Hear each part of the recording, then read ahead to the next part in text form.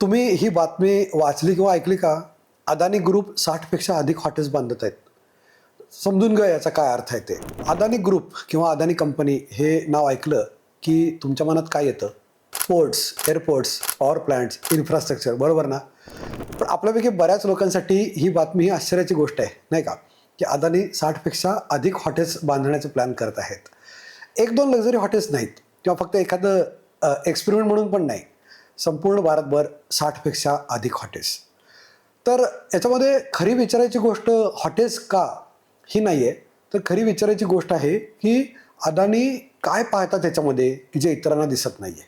चला याचा अर्थ सोप्या भाषेत समजून घेऊ. Welcome back to business compass Marathi channel. तर काय होतं आहे खरोखर? अदानी ग्रुपने जाहीर केलं आहे की 60 पेक्षा अधिक हॉटेल्स ते विकसित करणार आहेत. मुख्यतः एअरपोर्टजवळ, मोठ्या रिअल इस्टेट डेव्हलपमेंट्समध्ये, बिझनेस आणि टुरिझम हब्सच्या जवळ.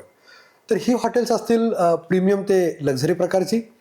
ग्लोबल हॉटेल ब्रँड्सची हॉटेल चालवतील आणि अदानी ती हॉटेल्स डेव्हलप म्हणजेच बांधतील आणि ओन करतील. म्हणजे अदानी कंपनी ताज किंवा मॅरियट सारखी हॉटेल ऑपरेटर होत नाही आहे त्याच्यामध्ये. तर त्याऐवजी ते काय करत आहेत, तर ते त्यांना जे उत्तम येतं ते करत आहेत. म्हणजे ॲसेट्स तयार करणे, इकोसिस्टम्स कंट्रोल करणे आणि लाँग टर्म विचार करणे. मोठं इन्साईट. एअरपोर्ट्स फक्त एअरपोर्ट्स नाहीत. पारंपरिकपणे एअरपोर्ट्स पैसा कमवतात. कशाद्वारे? Landing fees, parking charges, airline services इत्यादींद्वारे. पण ग्लोबली स्मार्ट एअरपोर्ट्स हे जाणतात की खरा पैसा हा तर रनवेच्या बाहेर बनतो. Hotels, retail, food courts, convention सेंटर्समधून. आणि अदानींना हेच चांगलं समजतं. जर तुम्ही एअरपोर्ट, हॉटेल, रिटेल, इव्हेंट्स हे कंट्रोल करता, तर तुम्ही संपूर्ण ट्रॅव्हल एक्सपिरियन्स कंट्रोल करता.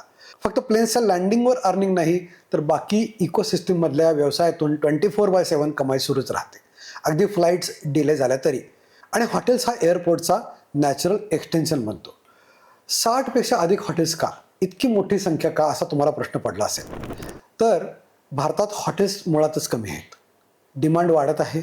Domestic tourism, corporate travel, destination weddings, conferences आणि एक्झिबिशन्स हे सर्व वाढतच आहे आणि वाढतच जाणार आहे.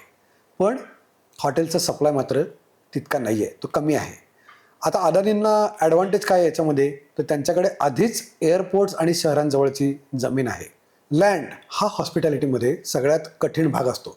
अदानींनी आधीच तो प्रॉब्लेम सॉल्व्ह केला आहे. म्हणून जेव्हा ते हॉटेल्स बांधतात, लँड कॉस्ट आधीच ॲप्रिशिएट झालेली आहे. लोकेशन्स अनबिटेबल आहेत आणि सर्वात महत्त्वाचं म्हणजे डिमांड आधीच गॅरंटीड आहे. हे ॲग्रेसिव्ह एक्सपान्शन नाही, हे लॉजिकल एक्सपान्शन आहे. इकोसिस्टम प्ले काय आहे याचं ते समजून घेऊ. उदाहरण घ्या नवी मुंबईचं.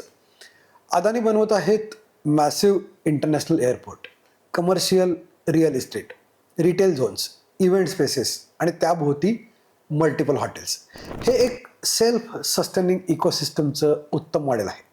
बिझनेस ट्रॅव्हलर येतो, जवळच राहतो, मीटिंगला जातो, शॉपिंग करतो, जेवतो, फ्लाईट पकडतो, सर्व काही त्याच इकोसिस्टमचा भाग.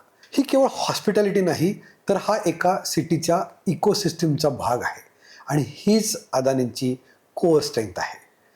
तर हॉटेल इंडस्ट्रीसाठी याचा अर्थ काय आहे ते समजून घेऊ. इंडस्ट्री लेवलला हा मूव सगळा गेम बदलणार आहे. पारंपरिक हॉटेल ग्रुप्स फोकस करतात ब्रँड, सर्व्हिस, ऑपरेशन्सवर. अदानी फोकस करतात स्केल, लोकेशन आणि इन्फ्रास्ट्रक्चर ॲसेट ओनरशिपवर. एक्झिस्टिंग प्लेयरसाठी याचा अर्थ असा होतो, एक तर जास्त कॉम्पिटिशन, प्रायसिंगवर प्रेशर आणि कस्टमरकडून हायर एक्सपेक्टेशन्स, किंवा अदानींचे हॉटेल्स कोलॅबरेशनमध्ये चालवणे आणि प्रॉफिट शेअर करणे.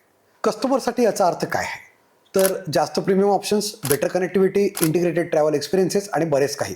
अशा बदलांनी इंडस्ट्री लगेच डिस्टर्ब होत नाही, पण नक्कीच रिशेप होते असं आपण म्हणू शकतो. यात रिस्क आहेत की नाही याची आपण रिॲलिटी चेक पण करून घेऊ. नक्कीच हे रिस्क फ्री नक्कीच नाही आहे. चॅलेंजेस आहेत. एक्झिक्युशन खूप मोठ्या स्केलवर आहे. हॉस्पिटॅलिटीमध्ये टॅलेंटचं शॉर्टेज आहे. सायकलिकल ट्रॅव्हल डिमांड आहेत आणि मल्टिपल प्रॉपर्टीजमध्ये क्वालिटी मेंटेन करणं एवढं इझी नाही आहे. पण फरक हा आहे की अदानी ट्रेंड्सवर बॅटिंग करत नाहीत, ते इन्फ्रास्ट्रक्चर बॅक्ड डिमांडवर बॅटिंग करत आहेत. लोक नेहमी प्रवास करतील, बिझनेसेस सुरूच राहतील, शहरे सतत वाढत राहतील आणि हॉटेल्स हा त्या रिॲलिटीवर एक लेअर आहे की ज्याचा आलेख सतत वरतीच जात राहील.